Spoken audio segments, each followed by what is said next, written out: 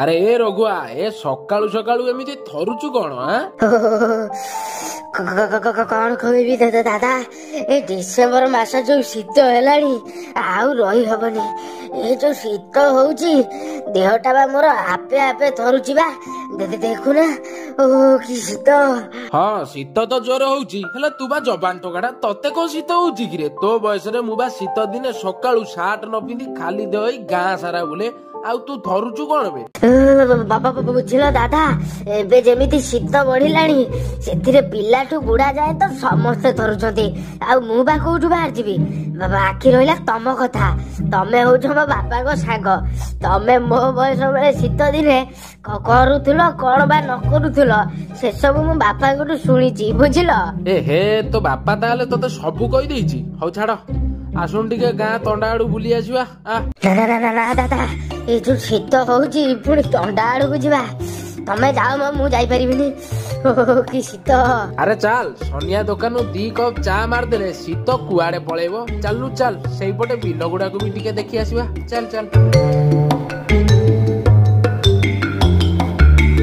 ଓ ଭାଇ, ତମର 40 ଟଙ୍କା ହେଲା ବୁଝିଲ, ଆଉ ତମର 10 ଟଙ୍କା ହେଲା। ହଉ ତମର ନିଅ। ଏ ସନିଆ, 2 କପ୍ କଡକ ଚା ଦେଲୁ।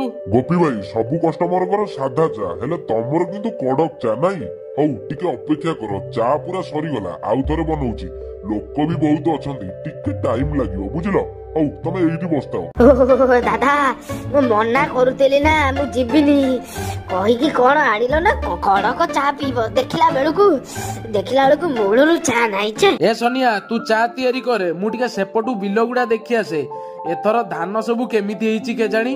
ଚାଲ ରଘୁଆ, ସେପଟୁ ଟିକେ ବୁଲି ଆସିବା, ଏଠି ବସିଲେ ଆହୁରି ଶୀତ କରିବ। ଚାଲ। ଆଜ୍ଞା ସାର୍, କଣ ଗୋଟେ କରନ୍ତୁ, ଏ ସବୁ ଧାନ ନଷ୍ଟ କରିଦେଲେଣି, କିଛି ତ ଗୋଟେ ଉପାୟ କୁହନ୍ତୁ। ଅଲଗା ପଟ ଏରିଆରେ ଏତେ ଧାନ ନଷ୍ଟ ହେଇନି, ହେଲେ ତମ ପଟ ବେଶୀ ନଷ୍ଟ ହେଇଛି। ହଉ ବ୍ୟସ୍ତ ହୁଅନି, ଦେଖିବା କଣ ହଉଛି। ନାଇଁ ସାର୍, ଆଜ୍ଞା ଆଉ ଡେରି କରନ୍ତୁନି, ଆପଣ ଡେରି କଲେ ସବୁ ଧାନ ନଷ୍ଟ ହେଇଯିବ। କଣ ଗୋଟେ କରନ୍ତୁ, ନହେଲେ ଆମେ ସବୁ ଚାଷୀ ମରିଯିବୁ ଆଜ୍ଞା। ଓହୋ, କହିଲି ନା ମୁଁ, ଦେଖିବା କଣ ହଉଛି। ଏମିତି ଛାନିଆ ହେଲେ କିଏ କଣ କରିବ? ଆରେ ଏ ରାମୁ, ସେ କିଏ? ଆଉ ତୁ ତାଙ୍କ ସାମ୍ନାରେ ଏମିତି କାକୁତି ମିନତି କାହିଁକି ହଉଥିଲୁ? କହ ମତେ, କଣ ହେଇଛି କହ। କଣ କହିବି ଗୋପୀ ଭାଇ, ତମେ ତ ସହରରେ ରହିଲ, ତମେ କି ଜାଣିବ ଏ ଚାଷୀର ଦୁଃଖ। ଏ ରାମୁ, ଆମେ ସହରରେ ରହୁ କି ଯୋଉଠି ରହୁ, ଆମର ସବୁଠିକୁ ଦାନା ତମେ ଚାଷୀ ମାନେ ହିଁ ଦଉଛ, ତ ତମର ସବୁବେଳେ ଦୁଃଖ ବୁଝିବା ଆମର କର୍ତ୍ତବ୍ୟ। କହ କଣ ହେଇଛି ତୋର, କହ। ଗୋପୀ ଭାଇ, ଏଇ 2 ମାସ ଆଗରୁ ଠିକ ଟାଇମରେ ବର୍ଷା ହେଲାନି, ସେଇ ଲାଗି ବିଲ ସବୁ ଶୁଖିଲା ରହିଲା। ଏମିତି ବହୁତ ଦିନ ପରେ ହଠାତ୍ ବହେ ପଙ୍ଗପାଳ କୋଉଠୁ ଆସି ଆମ ଏରିଆ ସାରା ବ୍ୟାପି ଗଲେ, ଆଉ ଯୋଉ ଔଷଧ ବିଷ ସବୁ ପକେଇଲୁ ସେ ଗଲେନି। ସେଇ ପୋକ ସବୁ ଆମ ଏରିଆ ସାରା ଅଧା ଧାନ ନଷ୍ଟ କରି ସାରିଲେଣି। ଗୋପୀ ଭାଇ, କଣ କରିବୁ ଏବେ? ମୋ ମୁଣ୍ଡ କିଛି କାମ କରୁନି। କଣ? ଆରେ ଯଦି ସମସ୍ତଙ୍କର ଅସୁବିଧା ହେଲା, ତାହେଲେ ତମମାନେ ସରପଞ୍ଚକୁ କହିଥାନ୍ତ, ସେ ସରକାରଙ୍କ ଠାରୁ ଏ ପଙ୍ଗପାଳଙ୍କର ଠିକ ବିଷ ଆଣି ତମକୁ ଦେଇଥାନ୍ତେ, ତମେ ବିଲରେ ପକେଇଥାନ୍ତ, ଆଉ ଏ ଅସୁବିଧା ହିଁ ହେଇନଥାନ୍ତା।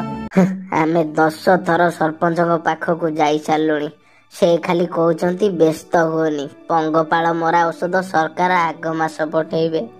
ଆଗ କହି 2 ମାସ ହେଲାଣି କିଛି ଆସିଲାନି ଗୋପୀ ଭାଇ, କିଛି ଆସିଲାନି। ଆମେ କିଛି ଚାଷୀ ବାହାରକୁ ଯାଇ ସେ ଔଷଧ ମଗେଇଲୁ, ହେଲେ ତାର ଦାମ ଏତେ ଯେ ଆମେ କେହି କିଣି ପାରିଲୁନି।